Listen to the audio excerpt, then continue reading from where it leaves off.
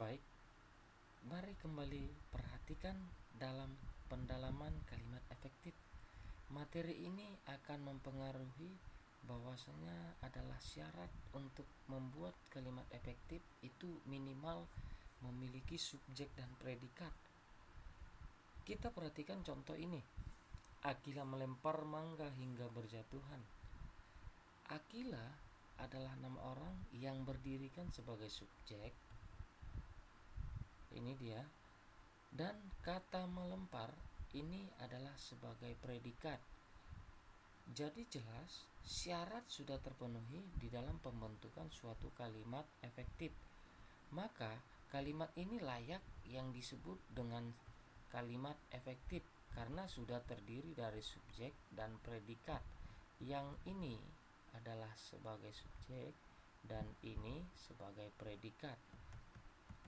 Kita lihat yang kedua, dalam kalimat efektif itu harus menggunakan kata-kata yang hemat, tidak melakukan pemborosan. Kalimat efektif ini tersusun tidak bertele-tele. Dengan demikian, pembaca dapat mengetahui informasi yang ada dalam kalimat tersebut. Nah, contoh dari kalimat yang sudah memiliki penghematan kata atau tidak ada di dalam kalimat tersebut pemborosan kata. Mari kita perhatikan, para siswa sedang melakukan persiapan untuk menghadapi UTBK. Kita lihat ini. Mari perhatikan, para siswa. Di sini juga pada contoh kedua menyatakan para siswa-siswi. Dua hal yang sudah menjadi penanda dalam suatu kalimat masing-masing, yaitu di dalamnya adalah penghematan kata dan pemborosan kata. Yang mana kalimat pertama ini adalah sudah menggunakan penghematan kata, namun di kalimat kedua ini tidak ada terjadi penghematan kata. Boleh kita katakan ini adalah pemborosan. Mengapa demikian? Kalau sudah memakai kata para, ini menyatakan keseluruhan, tidak lagi menggunakan siswa-siswi. Yang sudah boleh diwakilkan dengan para siswa.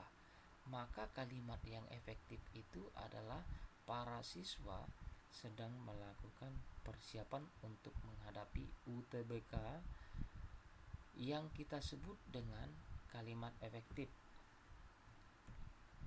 Yang ketiga, terjadi di dalam suatu kalimat efektif itu adanya kesepadanan struktur. Maksudnya adalah kelengkapan struktur serta penggunaannya. Jadi, pada sebuah kalimat setidaknya terdiri atas subjek dan objek. Unsur inilah yang harus dipenuhi setiap kali membuat kalimat yang kita arahkan ke dalam kalimat efektif. Kita bawa ke dalam contoh. Contoh yang pertama, di dalam sebuah pertemuan itu membahas keberlanjutan pemberlakuan UKT di tengah pandemi corona. UKT ini maksudnya uang kuliah tunggal. Nah, kita lihat contoh kedua. Pertemuan itu membahas keberlanjutan pemberlakuan UKT di tengah pandemi corona. Artinya kita lihat dulu struktur dari kalimat ini. Struktur kalimat ini kalau kita pahami bahwasanya kedua kalimat ini memiliki persamaan, hanya dibedakan pada kalimat yang di awal. Kalimat yang di awal kedua ini adalah pertemuan itu, sementara kalimat yang di awal pada kalimat pertama di dalam sebuah pertemuan itu. Nah, sekarang kita akan melihat baku atau efektif tidak efektifnya suatu kalimat. Contoh ini, contoh yang pertama, di dalam sebuah pertemuan itu, sini sudah kita lihat adanya perbedaan. Kalimat yang pertama ini adalah contoh kalimat tidak efektif. Mengapa demikian? Karena di dalam sebuah pertemuan itu sudah mengarahkan kepada keterangan. Sementara yang diharapkan dalam suatu kalimat efektif adalah di awal sudah kita pertegas harus memiliki subjek dan predikat, bukan keterangan. Jadi jelas kalimat yang pertama adalah kalimat tidak efektif. Pertemuan itu sudah membentuk kata subjek.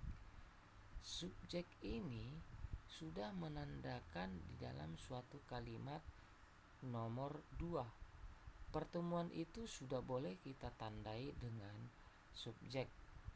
Jadi yang kita lihat sebagai predikat adalah membahas keberlanjutan pemberlakuan UKT.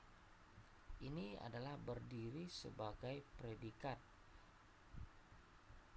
Maka kalimat ini sudah kita sebut dan layak untuk kalimat efektif. Yang keempat, kita lihat dari segi kelogisan bahasa. Kalimat ini harus logis. Banyak sekali orang tidak menyadari penyusunan kalimat itu tidak logis, tetapi memiliki makna yang kita harapkan di dalam suatu kalimat, apalagi di dalam surat lamaran pekerjaan. Kita membuat suatu bahasa, tetapi bahasa itu jangan sampai tidak mengandung kelogisan.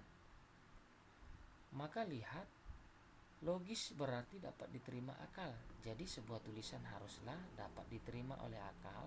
Maka kamu menulis surat lamaran pekerjaan harus masuk di akal. Artinya logis bagi pembacanya nanti. Contoh dalam sederhananya saja, kita bawa contoh semantik adalah ilmu yang mempelajari tentang makna. Sementara contoh kedua ini, semantik adalah ilmu tentang makna. Jadi kita lihat, coba kita kaji ulang dan pahami, mencoba untuk meresapi makna yang disampaikan. Pada kalimat pertama, makna yang disampaikan ini adalah kurang logis. Di mana letak kurang logis? Yaitu ilmu yang mempelajari tentang makna. Jadi ilmu ini seolah-olah bersifat sebagai benda hidup atau makhluk hidup. Sementara yang dipaparkan ini adalah benda mati. Jadi tidak mungkin ilmu yang mempelajari tentang makna.